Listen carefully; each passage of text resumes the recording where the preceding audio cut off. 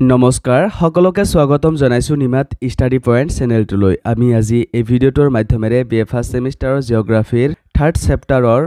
সকলোবোৰ দৰকাৰী অতিসমূহ প্ৰশ্ন উত্তৰ আলোচনা কৰিম যদি তুমি এতিয়ালৈকে এই চেনেলটো সাবস্ক্ৰাইব কৰা নাই তেন্তে প্লিজ চেনেলটো সাবস্ক্ৰাইব কৰি দিবা মৰমৰ ছাত্ৰ-ছাত্ৰীসকল এইটো ভিডিঅ'ৰ ডেসক্ৰিপচনত বিএ ফাৰ্ষ্ট সেমিষ্টাৰৰ জিঅ'গ্ৰাফিৰ সকলোবোৰ চেপ্টাৰৰ ভিডিঅ'ৰ প্লেলিষ্ট দিয়া আছে তোমালোকে চাই লবা সবলা তেন্তে বেছি পলম নকৰি প্ৰশ্ন উত্তৰসমূহ আলোচনা কৰো অতিসমূহ প্ৰশ্ন উত্তৰ কোৱেশ্চন নম্বৰ 1 পৃথিৱী পৃষ্ঠত দেখিবলৈ পোৱা বতৰ আৰু জলবায়ুৰ পৰিৱৰ্তন কোনটো মণ্ডলৰ পৰিৱৰ্তনৰ বাবে হয় উত্তৰ পৃথিৱী পৃষ্ঠত দেখিবলৈ পোৱা বতৰ আৰু জলবায়ুৰ পৰিৱৰ্তন একমাত্ৰ ট্ৰপমণ্ডলৰ পৰিৱৰ্তনৰ বাবে হয় কোৱেশ্চন নম্বৰ 2 বায়ুমণ্ডলৰ চাপ জোখা যন্ত্ৰটোৰ নাম কি উত্তৰ বেৰোমিটাৰ কোৱেশ্চন নম্বৰ 3 বায়ুমণ্ডল বুলিলে কি বুজা উত্তৰ নানাবিধ গেছীয় পদাৰ্থ আৰু জলীয় বাষ্পৰ এটা বৃহৎ আৱৰণে পৃথিৱীৰ উপৰিভাগক আগুৰি আছে ধৰা পৃষ্ঠক আগুৰি থকা গেছীয় পদাৰ্থৰ এই বৃহৎ আৱৰণটোকে বায়ুমণ্ডল বুলি কোৱা হয় কোৱেশ্চন নম্বৰ 4 বায়ুমণ্ডলৰ আনুমানিক উচ্চতা কিমান উত্তৰ বায়ুমণ্ডলৰ আনুমানিক উচ্চতা সমুদ্ৰ পৃষ্ঠৰ পৰা প্ৰায় 1000 কিলোমিটাৰ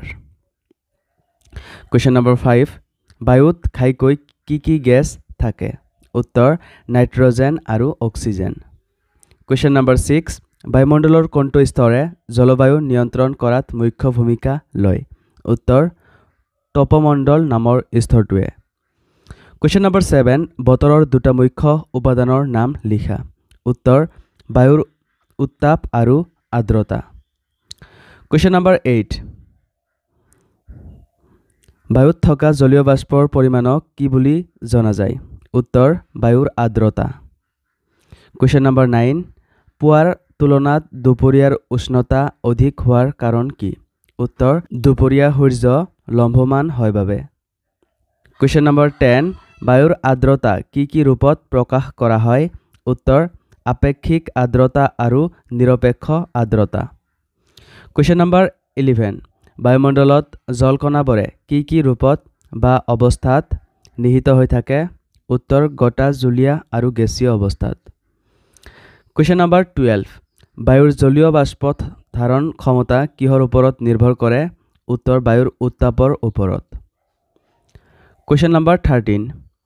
বায়ুৰ চাপ আৰু তাপৰ জোখ প্ৰকাশ কৰা একক দুবিধ কি উত্তৰ চাপৰ একক হল মিলিবাৰ আৰু তাপৰ একক সেলসিয়াছ ডিগ্ৰী কোৱেশ্চন নম্বৰ 14 ভাৰতবৰ্ষৰ কোনখন ঠাইত ভাৰতৰ দৈনিক বতৰ মানচিত্ৰ প্ৰস্তুত কৰা হয় উত্তৰ মহাৰাষ্ট্ৰৰ পুনেত কোৱেশ্চন নম্বৰ 15 বতৰৰ উপাদানবোৰ কি উত্তৰ উত্তাপ বায়ুচাপ বতাহ আৰ্দ্ৰতা বৃষ্টিপাত কুঁৱলী তুষাৰপাত আৰু মেঘ আদি অন্যতম কোৱেশ্চন নম্বৰ 16 সৌৰশক্তিৰ প্ৰভাৱত দেখিবলৈ পোৱা কিছুমান পৰিঘটনাৰ নাম লিখা উত্তৰ সৌৰশক্তিৰ প্ৰভাৱত বায়ুমণ্ডলত বতাহ মহাসাগৰ সোঁত ৰ'দ বৰষুণ মেঘ কুঁৱলী আদিৰ সৃষ্টি হৈছে আৰু পৃথিৱীখনক নানা প্ৰকাৰৰ জীৱৰ বাসযোগ্য কৰি তুলিছে কোৱেশ্চন নম্বৰ 17 তাপৰ অনুভূমিক বিতৰণৰ ফলস্বৰূপে তাপমণ্ডলক কেইটা ভাগত ভাগ কৰা হৈছে আৰু কি উত্তৰ তিনিটা ভাগত আৰু ভাগবোৰ হল গ্ৰীষ্মমণ্ডল সমমণ্ডল আৰু শীতমণ্ডল কোৱেশ্চন নম্বৰ 18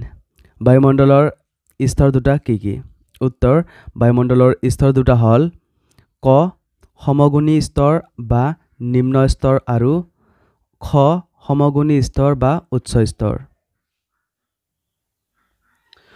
সমৰ্ব ছাত্ৰ-ছাত্ৰীসকল আজিলৈ এইখিনিয়ে আশা কৰোঁ এই ভিডিঅ'টো তোমালোকক সহায় কৰিছে যদি ভিডিঅ'টো ভাল লাগিছে তেন্তে এইটো ভিডিঅ' তোমালোকৰ বন্ধুবৰ্গ অথবা তোমালোকৰ জিঅ'গ্ৰাফিৰ হোৱাটছআপ গ্ৰুপত শ্বেয়াৰ কৰি দিবা চেনেলটো যদি এতিয়ালৈকে সাবস্ক্ৰাইব কৰা নাই তেন্তে প্লিজ চেনেলটো সাবস্ক্ৰাইব কৰি দিবা আৰু এইটো ভিডিঅ'ৰ ডেসক্ৰিপচনত জিঅ'গ্ৰাফিৰ সকলোবোৰ চেপ্টাৰৰ ভিডিঅ'ৰ প্লেলিষ্ট দিয়া আছে তোমালোকে চাই ল'বা ধন্যবাদ